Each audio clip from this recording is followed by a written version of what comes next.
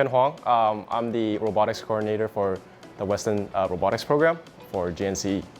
So today we're hosting a scrimmage for a couple teams who are going to Worlds for the FTC event.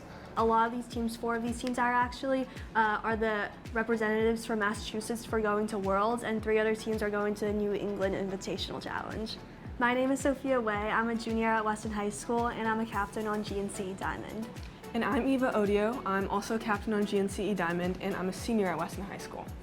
So Worlds is the Worlds level competition for the first tech challenge, which is the robotics challenge that we compete in, and it's held in Houston every year. Teams from countries all over the world come and participate. It's basically the finals for the competition, right? And the invitationals are more Regional targeted competitions. Yeah. We won the state's competition, and we actually went undefeated in all our robotics matches. Mm-hmm. So this is my first year coaching. Obviously, Carrie Gumbert, who was the previous head coach / coordinator, has been here for quite some long time. So a lot of the program success I would contribute to him, but yeah, it feels definitely pretty good to be a first-time head coach and going to Worlds. Very exciting. I think we're both really, really proud and very happy. We and everybody on our team work really hard. We put in a lot of time, we put in a lot of effort. We love what we do, so we're super excited that our season's longer. We're super excited to be able to meet all these other amazing teams and work with all these other amazing people. So yearly we run an FL summer camp, which a lot of our the Weston students participate in. Last year we had 34 new students, and we introduced them all to FLL, which is a part of the reason our growth was so large. This year we had 180 students in the Weston Robotics program. That is a large growth from last year, as we grew from, I believe it was 60 teams?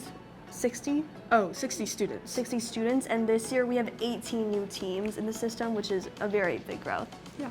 Typically at Weston Robotics, we go through a 6-step iterative design process.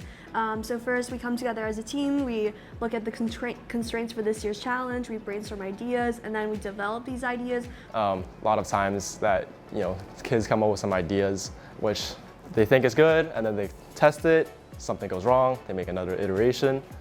Basically, incremental improvement over time throughout the whole season, which has been a couple months now. We normally CAD everything online on a platform called Onshape or Fusion 360, and through these we're able to visualize our ideas like on a screen and be able to share this document with everyone, and we're able to build the robot virtually so that we have an idea for what it's like. And then we actually have a Mark Forge machine at our at the Weston Middle School, and that means we can print chopped carbon fiber parts that are onyx so that they're very strong, and they're supposedly stronger than steel actually.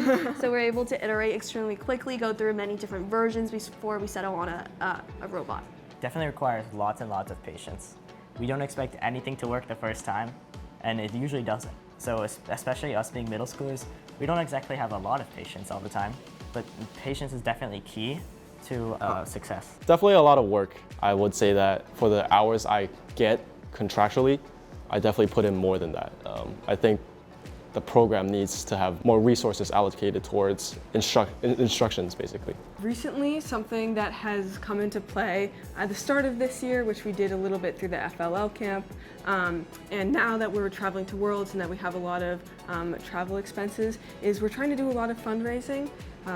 It's not an inexpensive project, robotics, so we have a lot of teams this year to support, and that's why we've done some fundraising. For funding, there's a couple channels that we've been able to get funds.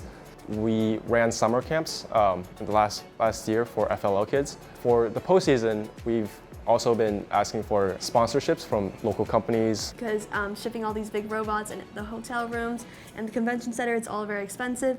And with the explosive growth that we had this year, we've already used a lot of our budget for all of our teams this year. So we're working on funding this trip, and if you're interested in sponsoring us, we'd love to have you as a sticker on our robot and on our on the poster in our booth. Yeah. And this is an event that's televised internationally, and you can reach out to robotics@weston.org. The long-term sustainability of the program is probably what's most important. I think it's a great program for kids to be able to join. Definitely very important for those who are going into a STEM career, even for those who are not. Of course, there's the technical design that people can carry over to their professional careers, right? I think robotics is about more than just building a robot. It's about teamwork, communication, leadership. A lot of the soft skills are very important for our club.